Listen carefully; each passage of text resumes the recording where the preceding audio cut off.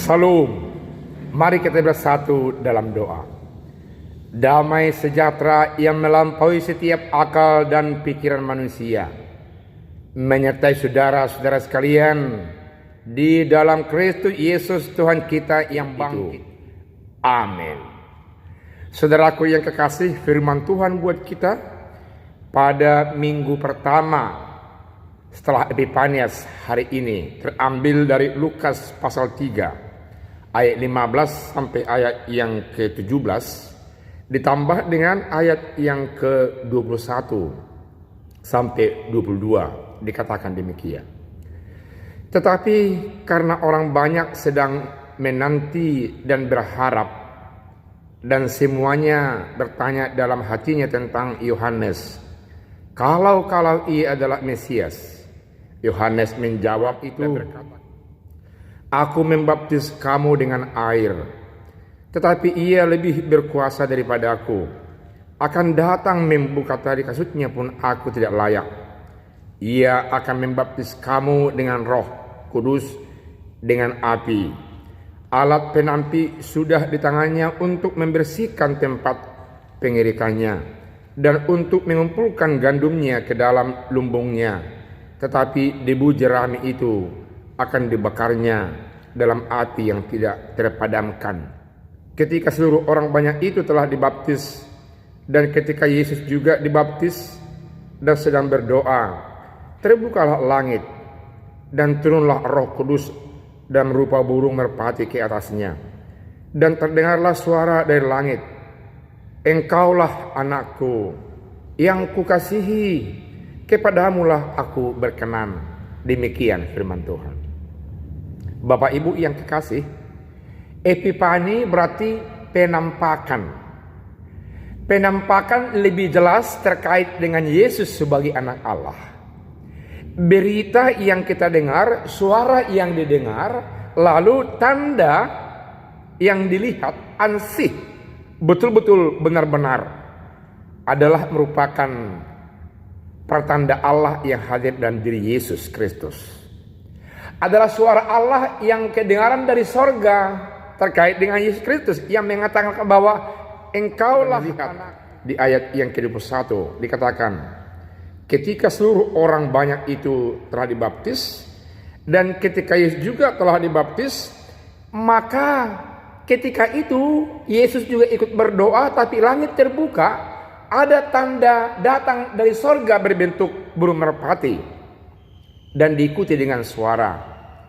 Tanda yang kelihatan jelas dan suara yang merupakan proklamasi, pemberitahuan secara ansih kedengaran bahwa Yesus Kristus dinyatakan sebagai anak Allah yang hadir di tengah-tengah dunia ini. Dia Mesias yang membaptis dengan roh dan api. Dalam kaitan ini, jika dikaitkan kepada pemberitaan para nabi, khusus yang dari Joel 2 ayat 28 sampai 32, bahwa di akhir zaman akan datang roh yang bernubuat tentang kedatangan anak Allah, Mesias, Raja yang memimpin seluruh dunia di tengah-tengah umat orang percaya.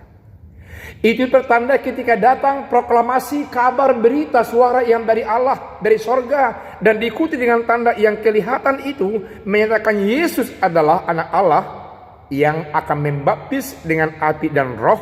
Itu artinya buat orang yang percaya akan nubuat nenek moyangnya dulu, bahwa akhir zaman atau akhir zaman dalam arti untuk fase yang baru adalah awal dari zaman yang baru sudah mulai terbuka terhadap orang yang percaya.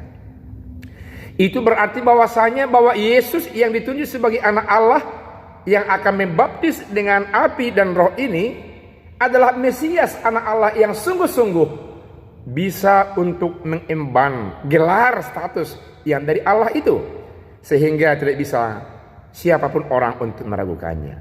Saudaraku yang kekasih dan saya, di awal tahun ini mau diingatkan kembali supaya tertancap di hati, di pikiran, di iman kita di gaya hidup, gaya berpikir kita bahwa Allah dalam nama Yesus tidak perlu diragukan.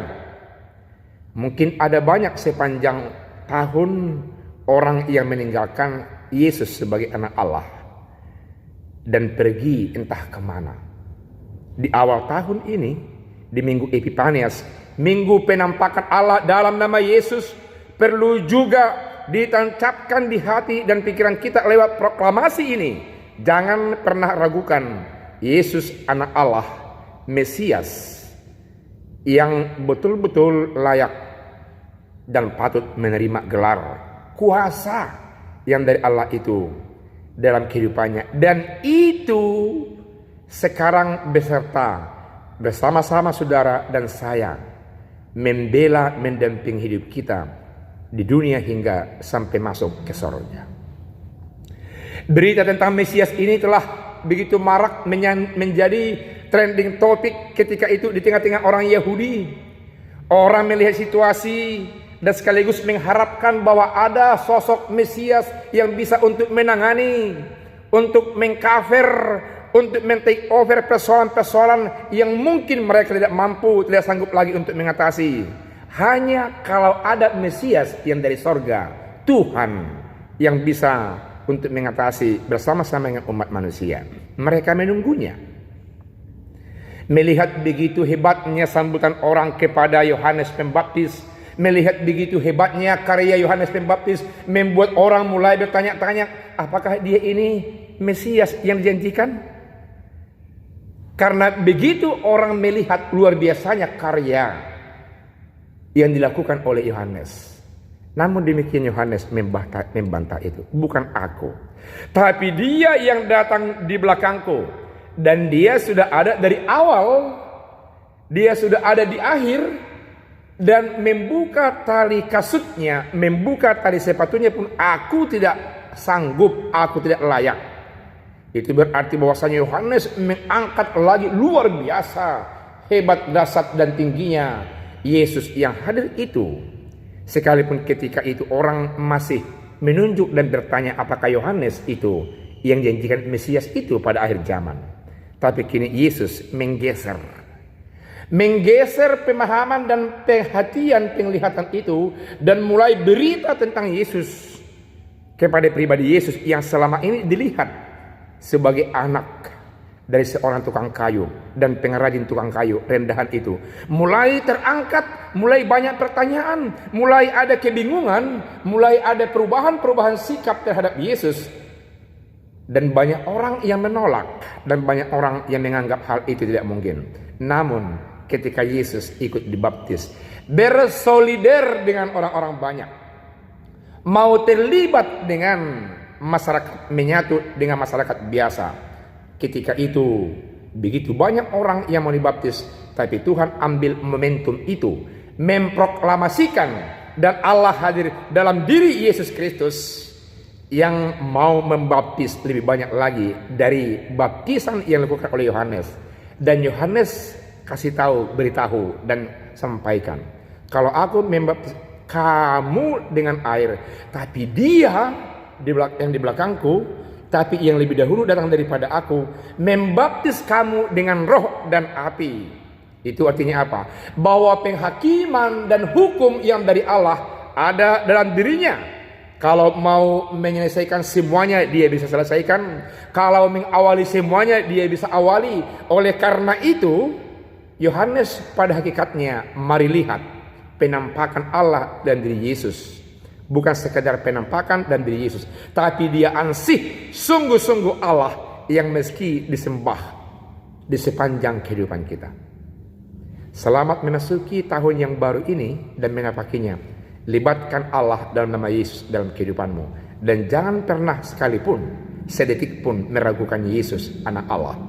Dan dia yang layak disembah, dipuji, dimuliakan. Dan dia layak sungguh-sungguh Tuhan dilibatkan dalam kehidupan kita. Tuhan Yesus memberkati. Amin. Kita berdoa. Terima kasih Tuhan atas sabdamu yang kembali membuka cakrawala berpikir kami, membangun iman percaya kami bahwa Yesus adalah anak Allah yang layak kami sembah, yang layak kami puji. Jelas dan nyata Ada tanda yang ansih, suara yang menyatakan bahwa Yesus adalah anak Allah.